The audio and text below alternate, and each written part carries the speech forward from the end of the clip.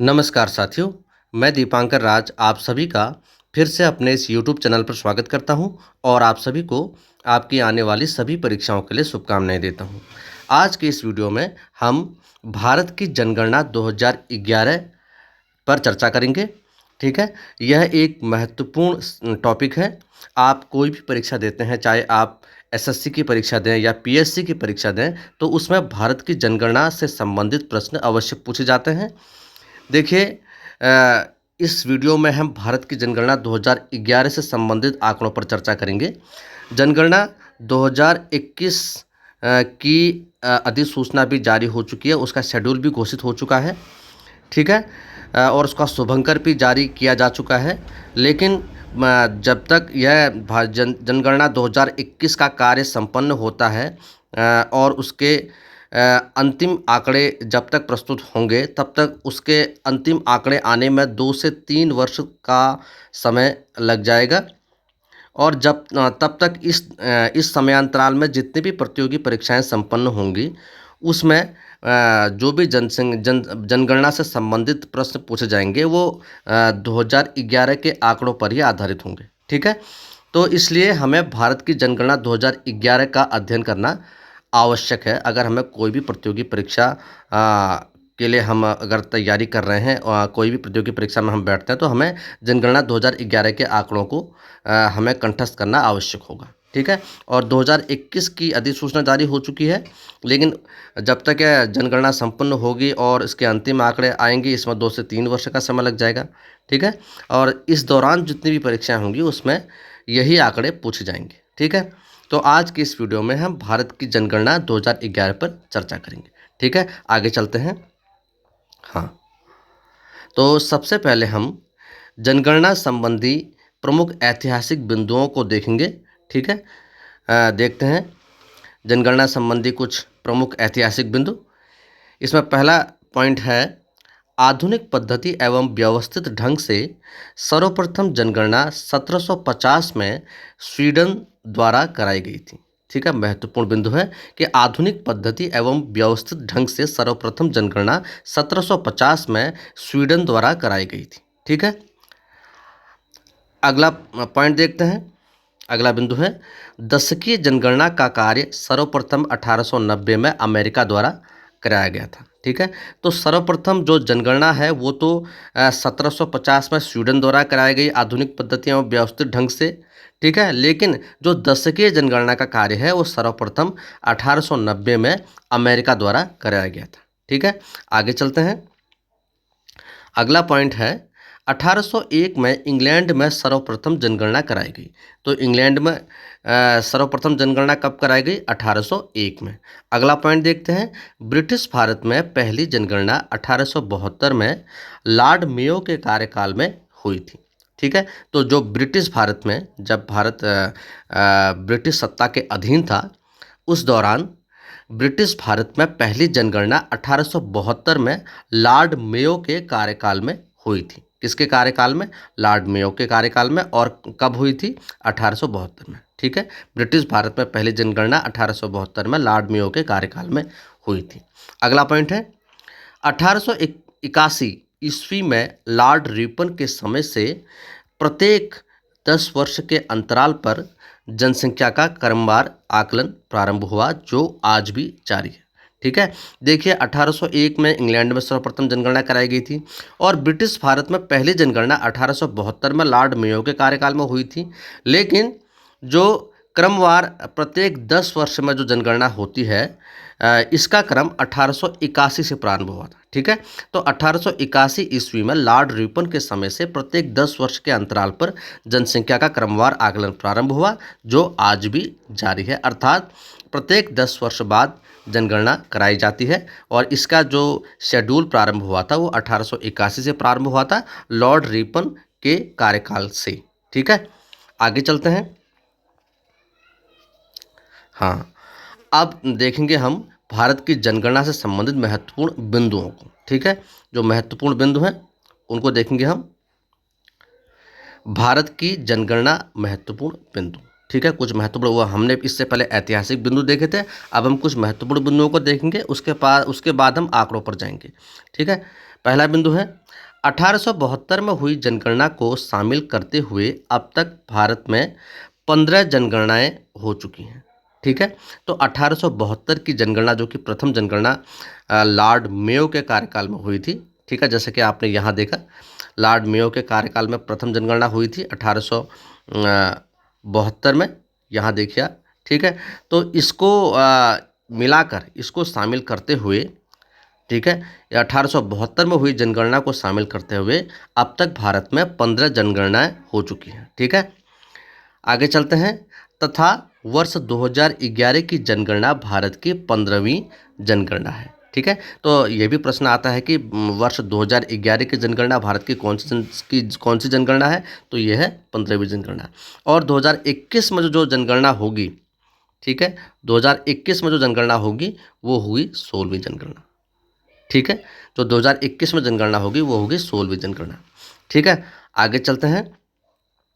यह जनगणना स्वतंत्र भारत की 7वीं जनगणना है। ठीक है। अब देखो, अभी तक 15 जनगणनाएं हो चुकी हैं, जो जनगणना 2011 है वह 15वीं जनगणना है, और यह जो जनगणना है ये स्वतंत्र भारत की 7वीं जनगणना है। क्योंकि जो पिछली, इससे पहले जो 8 जनगणनाएं हुई थी वो ब्रिटिश भारत में हुई थी, जब भारत ब्रिटिश सत्ता के अधीन था, गुलाम था। ठीक है।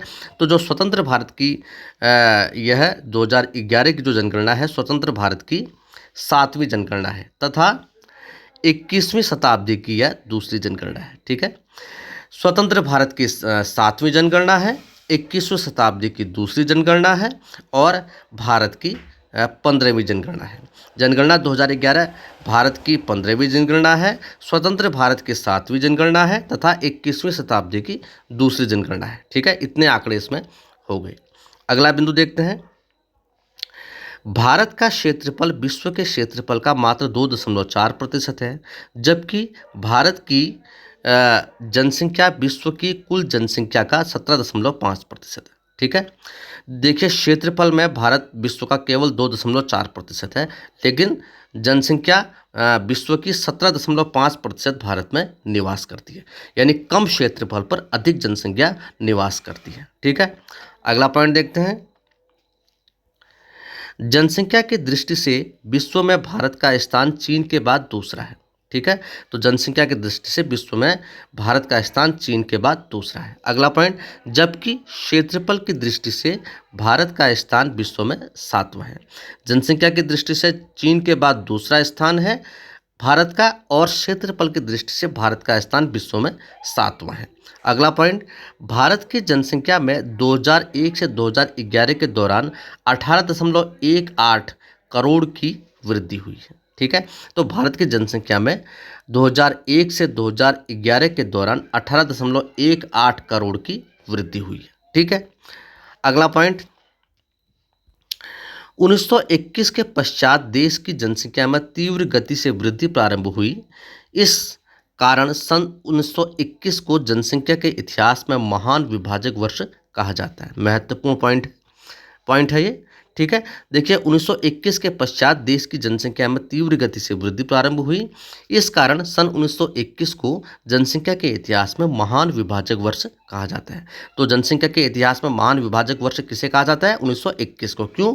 क्योंकि 1921 के पश्चात भारत में जनसंख्या में तीव्र गति से वृद्धि प्रारंभ हुई। इस कारण सन 1921 को जनसंख्या के इतिहास में महान विभाजक वर्ष कहा जाता है। ठीक है। आगे चलते हैं। हाँ, कुछ अन्य बिंदुओं को देखेंगे। 15वीं जनगणना 2011 का नारा है, हमारी जनगणना हमारा भविष्य। ठीक है।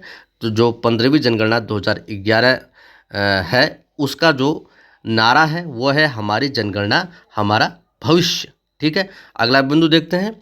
देश की जनगणना का दायित्व भारतीय संविधान के अनुच्छेद 246 में केंद्र सरकार को दिया गया है। ठीक है। महत्वपूर्ण पॉइंट है कि देश की जनगणना का जो दायित्व है भारतीय संविधान के अनुच्छेद 246 में केंद्र सरकार को दिया गया है। अगला पॉइंट देखते हैं। स्वतंत्रता के पश्चात 1948 में जनगणना अधिनियम पारित किया गया, जो जनगणना को वैधानिक स्तर प्रदान करता है। ठीक है। तो स्वतंत्रता के पश्चात 1948 में जनगणना अधिनियम पारित किया गया जो जनगणना को वैधानिक स्तर प्रदान करता है। अगला पॉइंट, 1961 में गृह मंत्रालय के अधीन जनगणना विभाग का गठन किया गया। केंद्रीय स्तर पर इस विभाग का शीर्ष अधिकारी महारजिस्ट्रार एवं जनगणना आयुक्त कहलाता है। ठीक है। तो 1961 में गृह मंत्रालय के अधीन जनगणना विभाग का गठन किया गया। केंद्रीय स्तर पर इस विभाग का जो शीर्ष अधिकारी होता है वह महारजिस्ट्रार एवं जनगणना आयुक्त कहलाता है। ठीक है, महारजिस्ट्रार एवं जनगणना आयुक्त कहलाता है। ठीक है। अगला पॉइंट देखते हैं, 31 मार्च 2011 को भारत की 15वीं जनगणना के अंतिम आंकड़ों को हमारी जनगणना हमारा भविष्य शीर्षक वाक्य के साथ गृह सचिव जी के पिल्ले, ठीक, गृह सचिव जी के पिल्ले की उपस्थिति में जनगणना आयुक्त श्री चंद्रमौली ने जारी किया था। पुनः 30 अप्रैल 2013 को 15वीं जनगणना के अंतिम आंकड़े जारी किए गए। ठीक है, देखिए जनगणना में अंतिम आंकड़े प्रस्तुत करने से पहले अनंतिम आंकड़े दिए जाते हैं। ठीक है, बाद में इनमें संशोधन करने के बाद अंतिम आंकड़े जारी किए जाते हैं। तो 31 मार्च 2011 को भारत की 15वीं जनगणना के अनंतिम आंकड़ों को हमारी जनगणना हमारा भविष्य शीर्षक वाक्य के साथ गृह सचिव जी के पिल्ले की उपस्थिति में जनगणना आयुक्त सी चंद्रमौली ने जारी किया था। पुनः 30 अप्रैल 2013 को 15वीं जनगणना के अंतिम आंकड़े जारी किए गए। ठीक है, तो जो अनंतिम आंकड़े थे वो 31 मार्च 2011 को जारी किए गए और जो अंतिम आंकड़े थे वह 30 अप्रैल 2013 को जारी किए गए। देखिए, जो अनंतिम आंकड़ों को जारी किया था हमारी जनगणना हमारा भविष्य शीर्षक के साथ गृह सचिव जी के पिल्ले की उपस्थिति में जनगणना आयुक्त सी चंद्रमौली ने इसे जारी किया और पुनः 30 अप्रैल 2013 को 15वीं जनगणना के अंतिम आंकड़े जारी किए गए। ठीक है, आगे चलते हैं। हाँ, अब हम देखते हैं महत्वपूर्ण आंकड़े। ठीक है, ये कुछ ऐतिहासिक बिंदु और महत्वपूर्ण परीक्षा उपयोगी बिंदु मैंने बताए थे। अब हम देखेंगे भारत की जनगणना 2011 के प्रमुख आंकड़े। ठीक है, आंकड़ों से संबंधित प्रश्न बिल्कुल पूछ जाते हैं। ठीक है, तो हम इसकी शुरुआत करते हैं। भारत में पहली बार विधिवत जनगणना 1872 में प्रारंभ हुई, हमने अभी देखा। भारत में नियमित जनगणना की शुरुआत 1881 में प्रारंभ हुई, हमने अभी देखा। ठीक है, 1872 में लॉर्ड मेयो के कार्यकाल में प्रारंभ हुई थी, लॉर्ड मेयो के कार्यकाल में। और जो प्रत्येक 10 वर्ष में हुई थी 1881 में, ये लॉर्ड रिपर के कार्यकाल में हुई थी, हमने अभी देखा ही। ठीक है, लॉर्ड रिपर के कार्यकाल से प्रत्येक नियमित 10 वर्ष के अंतराल में जनगणना प्रारंभ हुई थी 1881 में। 1872 में प्रारंभ हुई और 1881 में प्रत्येक 10 वर्ष के समय अंतराल पर होने लगी। अगला पॉइंट, स्वतंत्र भारत की पहली जनगणना 1951 में हुई थी। ठीक है, तो स्वतंत्र भी महत्वपूर्ण पॉइंट है। स्वतंत्र भारत की पहली जनगणना 1951 में हुई थी। ठीक है, इससे पहले ब्रिटिश भारत में जनगणना हुई थी। तो स्वतंत्र भारत में पहली जनगणना 1951 में प्रारंभ हुई थी। अगला पॉइंट, 1921 को जनसंख्या का महाविभाजक वर्ष कहा जाता है। ये भी पॉइंट हमने पहले डिस्कस किया कि 1921 के बाद भारत की जनगणना में तीव्र उछाल आया, इस कारण 1921 को जनसंख्या का महाविभाजक वर्ष कहा जाता है। अगला पॉइंट, 11 जुलाई को विश्व जनसंख्या दिवस मनाया जाता है। महत्वपूर्ण पॉइंट कि 11 जुलाई को विश्व जनसंख्या दिवस मनाया जाता है। अगला पॉइंट देखते हैं।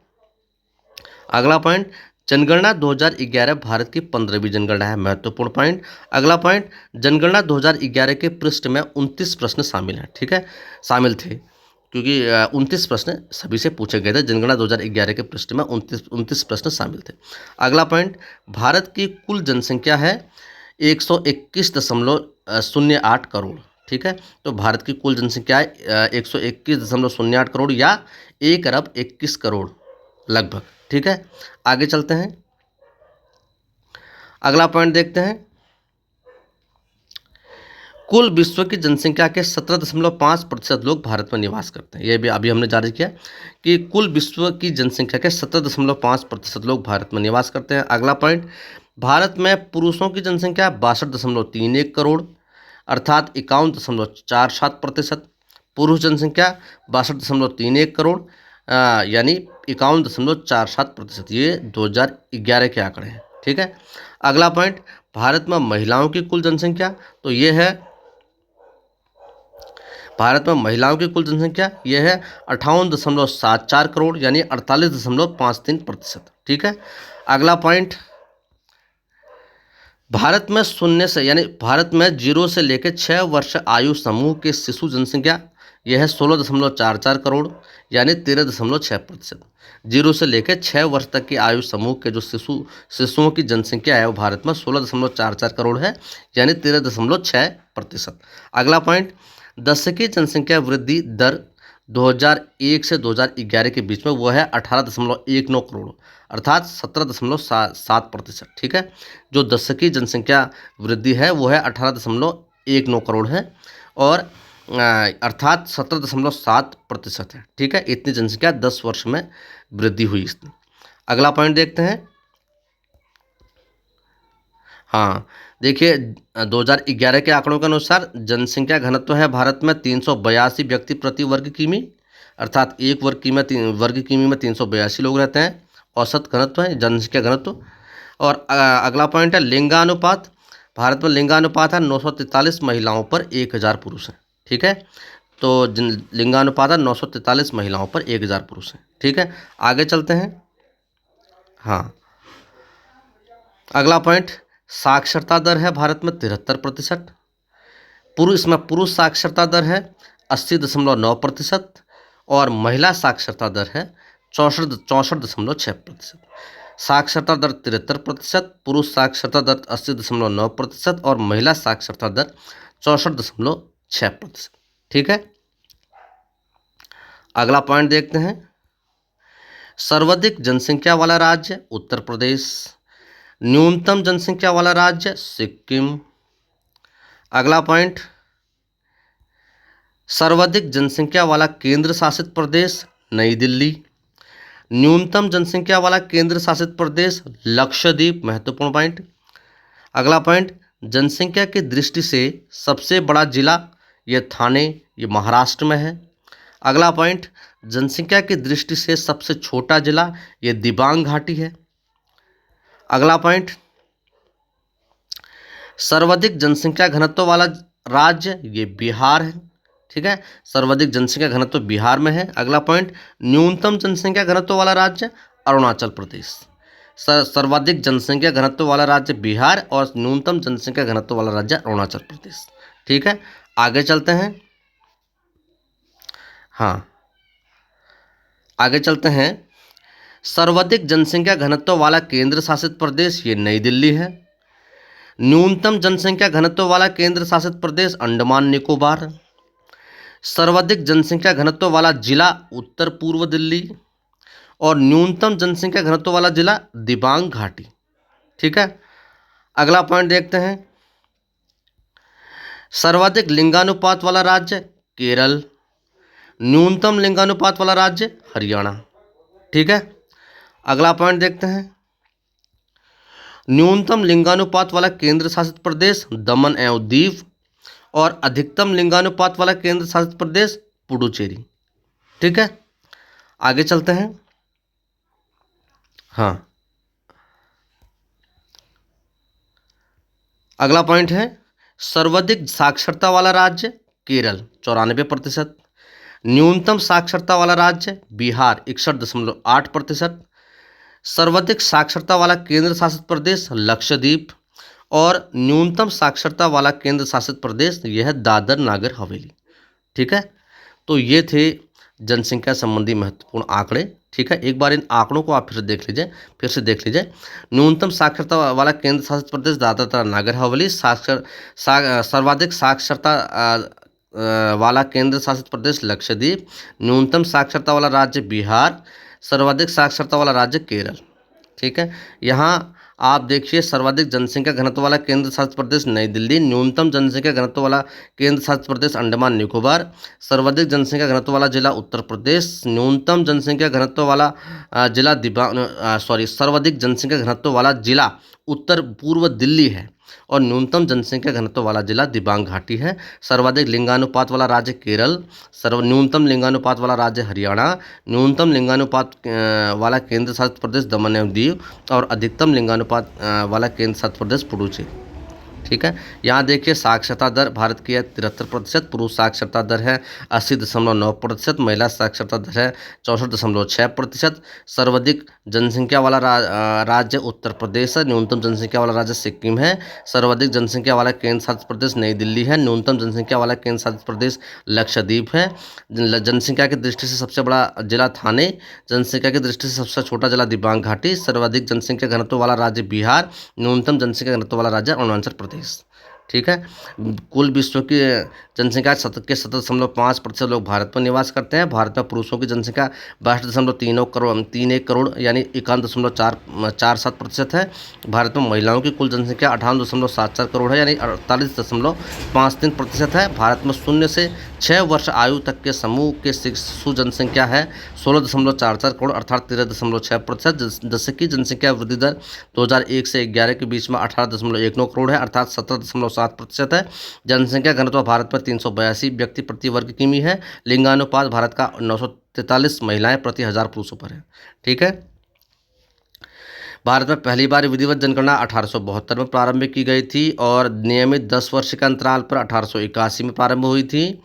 स्वतंत्र भारत की पहली जनगणना 1951 में हुई थी। 1981 की जनसंख्या जनगणना को 1981 की जनसंख्या के वर्ष को महाविभाजक वर्ष कहा जाता है। ठीक है। 1981 को जनसंख्या का महाविभाजक वर्ष, ठीक है, 1981 को जनसंख्या का महाविभाजक वर्ष कहा जाता है। 11 जुलाई को विश्व जनसंख्या दिवस मनाया जाता है। जनगणना 2011 भारत की 15वीं जनगणना है। जनगणना 2011 के प्रश्न में 29 प्रश्न शामिल थे। भारत की कुल जनसंख्या 121.08 करोड़ है। ठीक है। इसके अलावा मैंने यहाँ महत्वपूर्ण बिंदु दिए हैं, इनको आप देखिए। ठीक है। जैसे कि 15वीं जनगणना 2011 का नारा है हमारी जनगणना हमारा भविष्य है। ठीक है। स्वतंत्रता के पश्चात यह 7वीं जनगणना है। ठीक है। और देखिए 1961 में गृह मंत्रालय के अधीन जनगणना विभाग का गठन किया गया था। 31 मार्च 2011 को भारत की 15वीं जनगणना के अंतिम आंकड़ों को जारी किया गया था। और जो जनगणना आयुक्त हैं वो हैं सी चंद्रमौली। ठीक है। और गृह सचिव जी के पिल्ले की उपस्थिति में 15वीं जनगणना के आंकड़ों को सी चंद्रमौली द्वारा जारी किया गया था। 30 अप्रैल 2013 को 15वीं जनगणना के अंतिम आंकड़े प्रस्तुत किए गए थे। ठीक है। और 15वीं और यहाँ देखिए आप, इसका नारा है 15वीं जनगणना का हमारी जनगणना हमारा भविष्य है।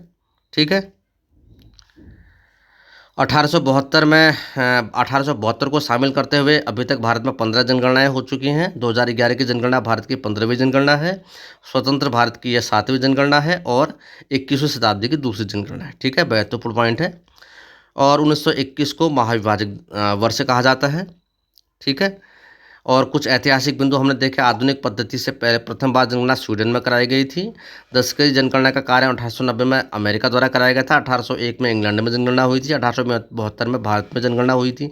जनगणना का प्रारंभ लॉर्ड मेयो के कार्यकाल में हुआ था और 1881 ईस्वी में लॉर्ड रिपन के समय से 10 वर्ष के अंतराल पर जनसंख्या का क्रमवार आकलन प्रारंभ हुआ, जो आज भी जारी है। ठीक है। तो ये थे जनगणना से संबंधित महत्वपूर्ण आंकड़े, महत्वपूर्ण बिंदु। तो आप इस वीडियो को बार बार देखिए और इन आंकड़ों को बिल्कुल कंठस्थ कीजिए। इनसे संबंधित प्रश्न परीक्षा में जरूर पूछ जाएंगे। ठीक है। और जनगणना 2021 की अधिसूचना पे जारी हो चुकी है, उस पर भी मैं एक छोटा सा वीडियो बनाऊंगा। और जब तक जनगणना 2021 के आंकड़े नहीं आ जाते तब तक यही आंकड़े चलेंगे, परीक्षा में यही आंकड़े पूछे जाएंगे। ठीक है। तो आप इस वीडियो को देखिए और इससे लाभ प्राप्त कीजिए। और अगर ये वीडियो आपको कैसा लगा और इससे आपको क्या फ़ायदा हुआ, आप कमेंट सेक्शन में जाकर बताइएगा। अगर आपको ये वीडियो अच्छा लगता है तो आप इसे लाइक कीजिए, शेयर कीजिए, मेरे चैनल को सब्सक्राइब कीजिए, ताकि मैं जो भी वीडियो अपलोड करूँ वो आप तक तुरंत पहुँचे। बाकी की जानकारी मैं आपको अगली वीडियो में दूंगा। तब तक के लिए खुश रहिए, मुस्कुराते रहिए, अपने अध्ययन को जारी रखिए। ठीक है। विद्यार्थी को सिर्फ अपनी विद्या से मतलब होना चाहिए। ठीक है। समय कैसा भी हो, अभी कोरोना काल चल रहा है, लॉकडाउन की स्थिति दोबारा उत्पन्न हो गई है, लेकिन आपको अपना धैर्य नहीं खोना है, अपने अध्ययन को जारी रखना है। ठीक है। सफलता जब मिलेगी तब मिलेगी। ठीक है। तो बाकी की जानकारी अगले वीडियो में देते हैं। तब तक के लिए खुश रहिए, मुस्कुराते रहिए। नमस्कार सभी को, बहुत बहुत शुभकामनाएं। धन्यवाद। नमस्कार।